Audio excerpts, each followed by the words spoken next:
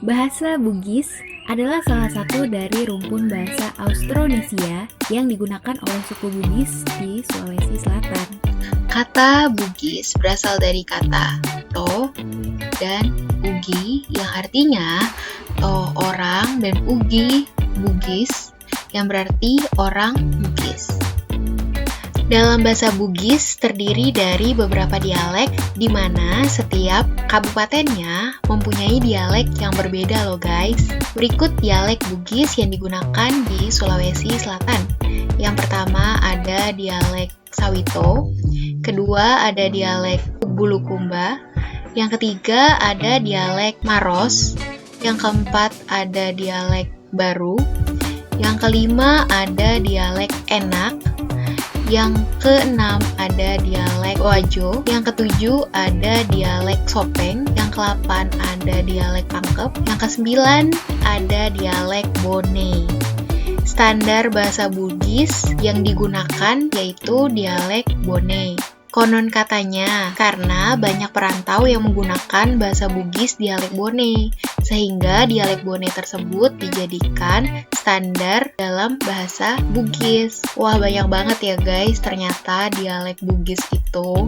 Berikut Titi tentang perbedaan pengucapan dialek dalam bahasa Bugis. Halo semua, kembali lagi dengan Beca di sini. Untuk bahasa Bugis, dialek-dialek masing-masing bahasa Bugis. Untuk kata adalah saudara. Saudara.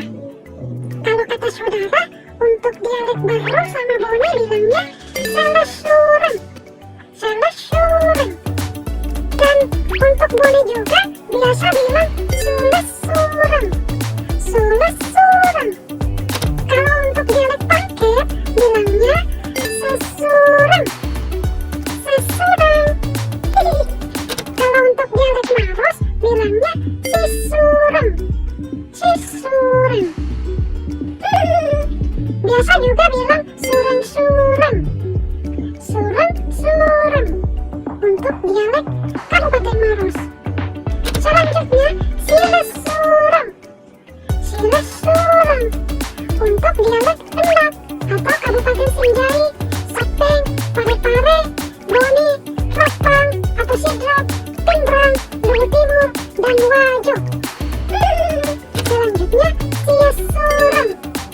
Siesurang untuk dialek Bulukumba. Selanjutnya Silusurang. Silusurang untuk dialek Sawito atau Kabupaten Pindrang. Oke?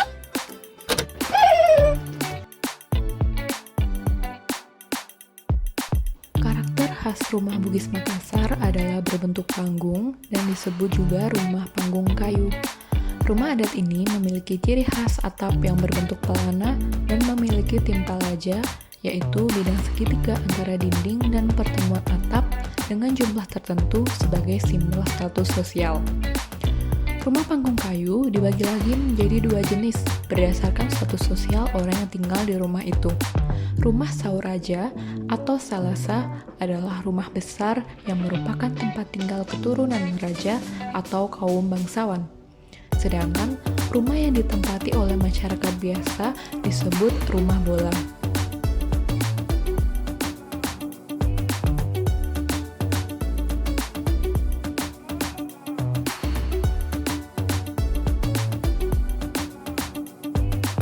Selanjutnya ada tradisi angkat rumah Bugis di Bone, Sulawesi Selatan. Caranya dengan mengangkat rumah secara gotong royong dan memindahkannya ke tempat yang baru. Nama tradisi ini adalah Mapalete Bola dan sudah berlangsung sejak zaman nenek moyang suku Bugis. Tradisi angkat rumah ini dilakukan karena bagi suku Bugis rumah adalah tanah leluhur mereka, sehingga harus tetap dijaga keutuhannya secara turun-menurun. Itulah sebabnya rumah benar-benar dipindah seluruhnya bersama perabotan di dalamnya. Untuk melakukan Mapalete Bola, pertama harus dipimpin oleh ketua adat setempat. Beliau akan memimpin doa dan menentukan irama langkah kaki para pengangkat rumah. Ini sangat penting karena jika pengangkat tidak kompak, maka rumah akan sangat sulit untuk diangkat. Hanya warga laki-laki yang boleh melakukan ini, sedangkan para perempuan bertugas memasak dan memberi asupan energi bagi para pengangkat rumah. Mapalete bola dilakukan sang pemilik rumah biasanya karena tanahnya terjual. Ia pun harus pindah ke lokasi yang baru. Tetapi tetap harus dengan rumah yang sama. Itulah sebabnya rumah-rumah adat suku Bugis menggunakan tiang-tiang yang menancap di tanah agar mudah dipindahkan. Nantinya setelah selesai dipindahkan, setahun kemudian sang pemilik rumah harus melakukan makera bola. Itu adalah tradisi untuk menolak bala dengan menyapukan darah ayam pada tiang-tiang rumah. Pakaian adat Bugis. Pakaian adat Bugis terdiri dari dua. Satu untuk laki-laki yang disebut pakaian adat tutu, dan yang kedua baju bodo yang dikhususkan untuk perempuan. Pakaian adat tutu. Pada umumnya, pakaian adat dari kaum laki-laki suku Bugis ini berupa jas, sehingga sering juga disebut sebagai jas tutu. Selain itu, jas tutu sering dipadukan dengan celana yang disebut paroci atau bisa juga dipadukan dengan sarung atau lipaga rusuk. Setelan ini biasanya juga dilengkapi dengan songkok yang dikenakan di kepala. Pada baju tutu terdapat kancing yang terbuat dari emas atau perak terpasang pada kerah jas. Sedangkan pada kain sarung biasanya dibuat dari warna yang terlihat polos namun mencolok seperti warna merah dan hijau. Selanjutnya, untuk perempuan disebut baju bodo.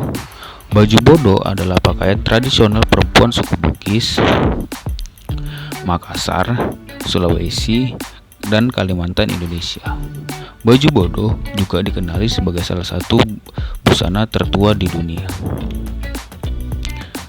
Pada umumnya, baju bodo memiliki berbagai warna dan pada setiap warnanya memiliki arti masing-masing. Berikut adalah berbagai macam warna pada baju dodo dan penggunaannya. Jingga berarti pemakai adalah anak perempuan berusia sekitar 10 tahun. Jingga dan merah, anak perempuan yang berusia 10 hingga 14 tahun. Merah berarti pemakai adalah perempuan berusia sekitar 17-25 tahun. Putih berarti perempuan dari kalangan pembantu dan dukun. Hijau berarti pemakai ialah perempuan dari kalangan bangsawan. Dan yang terakhir adalah ungu yang berarti pemakai ialah seluruh janda yang bertempat tinggal di Sulawesi Selatan.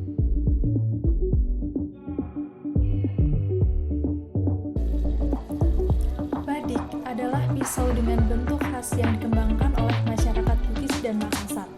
Badik bersisi tajam tunggal atau ganda dengan panjang mencapai sekitar setengah meter. Badik sebagai benda budaya dipahami dan dipercaya oleh masyarakat memiliki berbagai fungsi dan kegunaan yang tidak terbatas hanya sebagai senjata tajam. Masyarakat percaya bahwa badik mempunyai nilai dan makna tertentu. Kemudian untuk jenis badik sendiri, terdapat beberapa jenis badik yang ada di masyarakat. Beberapa di antaranya adalah badik Makassar dan badik Bugis Kawali Bone. Seperti pada senjata tradisional lainnya, badik juga dipercaya memiliki kekuatan sakti, baik itu yang dapat membawa keberuntungan ataupun kesialan. Contohnya adalah badik dengan guratan Pamoro Leko AC yang dipercaya memiliki khasiat menyuburkan tanaman jika sang petani membawa badik tersebut saat menabur bibit atau menanam tanaman. Sementara badik dengan guratan Pamoro Asik Kodoy dipercaya mampu mengubah sikap bagi pemiliknya untuk berjiwa petarung namun enteng rezeki bahkan enteng jodoh. Badik dipercaya mampu membawa sial bagi pemiliknya jika badik tersebut tidak sesuai dengan ukuran pemiliknya. Cara memegang badik adalah seperti memegang pistol, hanya saja ini bukan senjata api. Badik dipegang dengan satu tangan, dengan keempat jari yaitu jari telunjuk, jari tengah, jari manis dan jari kelingking di bagian depan pegangannya, dan jari jempol di bagian belakang pegangannya menyentuh jari telunjuk dan jari tengah. Badik adalah identitas kelakian bagi suku Bugis Makassar, sehingga pada zaman dulu kemanapun pergi, masyarakat suku Bugis akan tetap membawa badik di pinggang. Melucuti badik sama dengan melucuti identitas kelakiannya. Masyarakat Bugis mencabut badik hanya untuk beberapa hal seperti menegakkan siri atau hukum adat, bertahan jika diserang, melindungi harkat perempuan, dan membela pemimpin ataupun negara.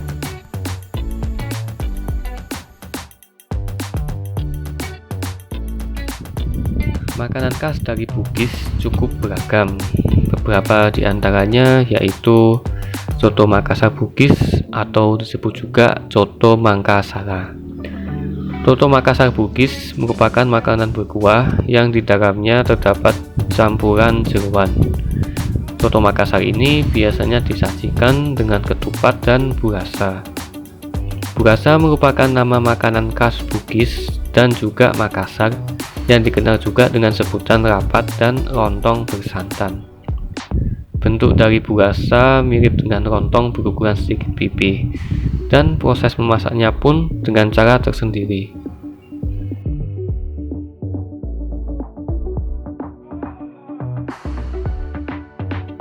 Selanjutnya ada palu basa. Makanan ini menggunakan jeroan sapi dan kerbau. Secara sekilas, palu basa mempunyai tampilan seperti coto Makassar, tetapi ketika disantap, keduanya ternyata berbeda. Yang membedakan antara keduanya ada pada proses memasak daging serta cara menyajikannya. Jika coto Makassar disajikan menggunakan burasa, palu basa disajikan menggunakan nasi putih.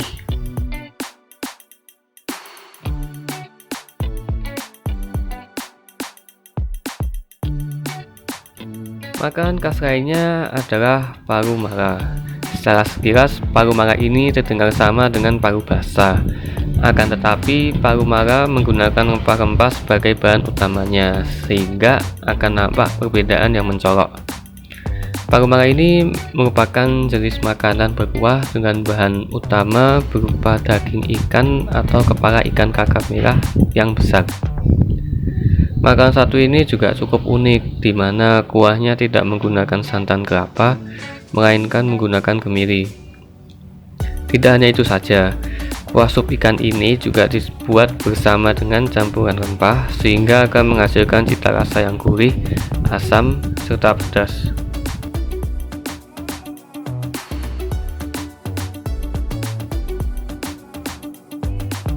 Yang terakhir ada makanan manis bernama es palu butung yang mirip dengan es pisang hijau yang biasa kita temui dijual oleh pedagang kaki lima.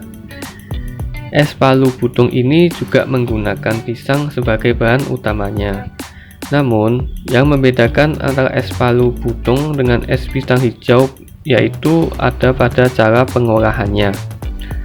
Pada es palu butung, pisang terlebih dahulu direbus, kemudian dipotong-potong kecil dan disiram menggunakan bubur dengan warna putih yang terbuat dari bahan tepung beras dan santan.